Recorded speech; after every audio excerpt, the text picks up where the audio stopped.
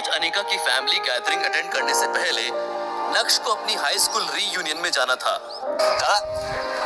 एक चाय देना। ग्रेजुएशन के बाद इतने सालों में नक्श पहली बार अपने किसी कॉलेज या स्कूल रीयूनियन में जा रहा था। इतने सालों में नक्श अपने किसी भी दोस्त से भी नहीं मिला था। उस रीयूनियन पार्टी के बारे में सोचते हुए नक्श को अपने सारे पुराने क्लासमेट्स याद आने लगे, जिनके साथ वो कभी स्कूल में मस्ती किया करता था। आज नक्श उन सबसे फिर से मिलने वाला था और ये सोच सोचकर ही नक्श एक्साइटेड हो रहा था। नक्श सोचने लगा कि स्कूल के दिनों में वो कितना खुश रहा करता था। उसकी आंखों के सामने बचपन की वो सभी पल नाचने लगे थे। क्लास बंक करने पर सर से डांट खाना और डांट खाने के बाद भी दोस्तों के साथ खिलखिलाना।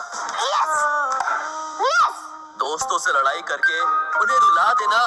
छोड़, ध्यान दे, पापा से बचा दे मेरी प्रिंसिपल की। और फिर उसके बाद जब दोस्त गुस्सा होकर बात करना बंद कर दे तो उसे जाकर सॉरी बोलना। बचपन भी कितना मासूम था। इन बच्चों को देख के अपनी पुरानी दिन याद आ गई। वो बचपन की दिनें जब हम स्कूल जाया करते थे। आज तो वो दिन भी खत्म हो गई। ठीक है सर, चलते हैं। नक्श को इस समय स्कूल में की हुई सारी मस्ती याद आ रही थी। उसे ये भी एहसास हो रहा था कि वो इस दुनिया से कितनी अलग थी। सच में वो भी क्या दिन था। किताबों का बोझ कंधों पर होने के बावजूद भी वो जिंदगी कितनी खुशनुमा थी। ये सोच सोचकर नक्श के चेहरे की मुस्कान और भी ज्यादा निखर गई थी। नक्श को यकीन नहीं हो रहा था कि वो इतना जल्दी बड़ा हो गया है।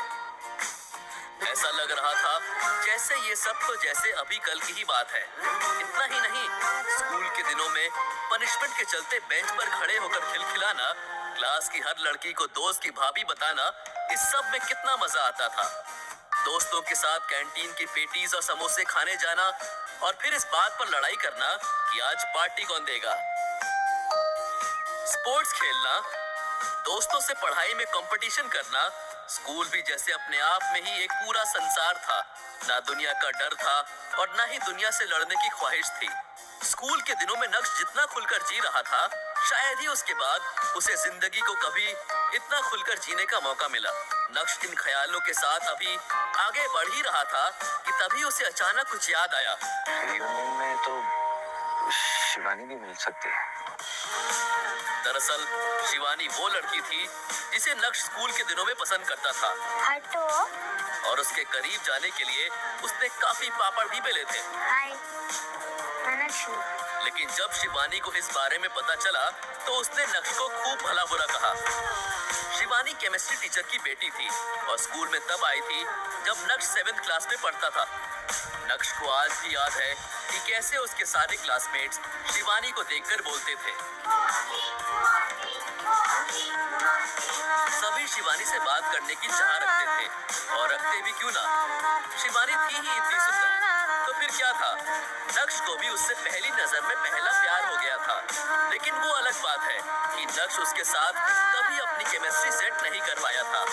नक्श के सारे दोस्त उसे शिवानी के नाम से चिढ़ाते भी थे। शिवानी, तुम्हारे लिए ये सब क्या है? तुम्हारी हिम्मत कैसे है मुझे रोज देने की? देखना, एक दिन मैं इतनी बड़ी सुपर स्टार बनूंगी ना, ऐसे लोग मेरे आगे पीछे घूमेंगे। जाओ यहाँ से। एक बार डांट खाने के बाद नक्श के दिमाग से शिवानी का सारा भूत उतर गया था और उसने दोबारा कभी शिवानी के करीब जाने की कोशिश नहीं की थी। देखना, एक दिन मैं इतना बड़ा आदमी बनूंगा ना, ये सब मेरे आगे पीछे घूमेंगे। यही वजह थी कि स्कूल वाले प्यार की ये कहानी स्कूल खत्म होने के साथ ही खत्म हो गई थी। स्कूल के बाद एक दो बार नक्श ने शिवानी को फेसबुक और इंस्टाग्राम पर देखने की भी कोशिश की थी, पर अनिका से मिलने के बाद उसकी ये खोज खबर भी खत्म हो गई। हालांकि अब शिवानी के लिए नक्श के दिल में कोई जगह नहीं थी, लेकिन फिर भी वो दोबारा शर्मिंदा होने से बचना चाहता था। नक्श को शिवानी से मिलने का डर तो था ही, पर वो रीयूनियन पार्टी के लिए लेट नहीं होना चाहता था। उसे जल्दी से जल्दी तैयार होकर पार्टी के लिए निकलना था। अब नक्श पहले वाला नक्श नहीं रहा था। भले ही वो अभी टैक्सी से ट्रेवल कर रहा था, लेकिन उसके अंदर एक गजब का कॉन्फिडेंस आ गया था। दूसरी तरफ अंजी कॉर्पोरेशन में अनिका मीटिंग रूम से बाहर आ रही थी। वो काफी सीरियस लग रही थी कि तभी उसने कुछ एम्प्लॉयज को बातें करते सुना और वो सब लोग नक्श के बारे में ही बात कर रहे थे। यार मैं तो हंसते हंसते मर जाऊंगी। दुनिया में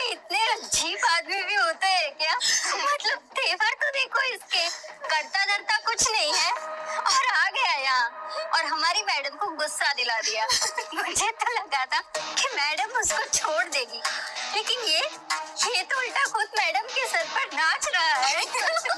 मुझे तो कभी कभी लगता है कि उन दोनों की शादी हो कैसे गई। अरे शादी छोड़ो, 2 साल में उनका डिवोर्स कैसे नहीं हुआ। अनिका ये देखकर हैरान थी कि कैसे उसके यहाँ काम करने वाले एम्प्लॉयज ने उसका ही मजाक बनाकर रख दिया है।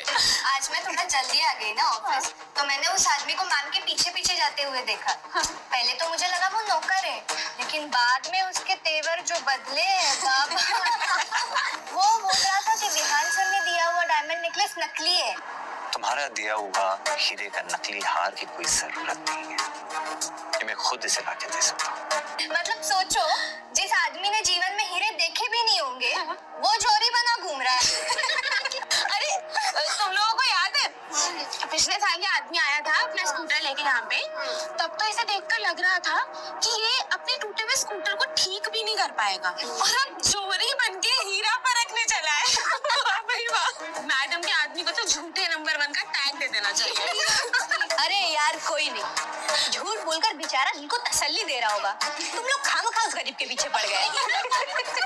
तभी अचानक से उमा ने देखा कि अनिका उनकी सारी बातें सुन रही थी। सॉरी मैम, हम लोग तो बस यूं ही। इससे आगे बोलने की हिम्मत उमा के पास भी नहीं थी। अनिका ने कुछ भी नहीं कहा और सभी के वहां से जाने के बाद अनिका भी अपने दिल में गुस्सा भरकर चुपचाप वहां से निकल गई थी। जब अनिका अपने कैबिन में गई तो उसके लिए अपने गुस्से को काबू में रखना बहुत मुश्किल हो रहा था। उसे समझ नहीं आ रहा था कि वो अपने गुस्से का क्या करे। जब अनिका बेकाबू हो गई तो उसने अपने हाथ में पकड़े कॉफी मग को पूरी ताकत से दीवार पर दे मारा। अनिका के मन में ये भी चल रहा था कि आखिर नक्श की वजह से उसे और कितना बेइज्जत होना पड़ेगा। पापा, मैं तो आपकी सबसे प्यारी बेटी थी ना। मैंने तो सोचा था कि आप मेरे लिए जो भी सोचोगे, जो भी चुनोगे, अच्छा ही चुनोगे। इसलिए मैंने कभी किसी को डेट नहीं किया, किसी के साथ रिलेशनशिप में नहीं आई, और शादी की शर्त रखी। फिर भी आपने जिस गधे के साथ बांध दिया। अपने दिल की बात अपने पापा के सामने रखने के बाद अनिका फूट फूट कर रोने लगी थी। जब भी अनिका नक्श की हरकतों से परेशान होती थी, तब वो अपने पापा के डिसीजन पर सवाल उठाती। मैंने सुना है कि माँ बाप जो भी अपने बच्चों के लिए करते हैं ना, उनकी भलाई के लिए करते हैं। पर मुझे ऐसा बिल्कुल नहीं लगता है। बल्कि मुझे ऐसा लगता है कि बस आपको अपना आखिरी काम करना था और आप वो करके चले गए। लेकिन आज पहली बार अनिका ने अपने पापा को एक केयरलेस पिता घोषित कर दिया था।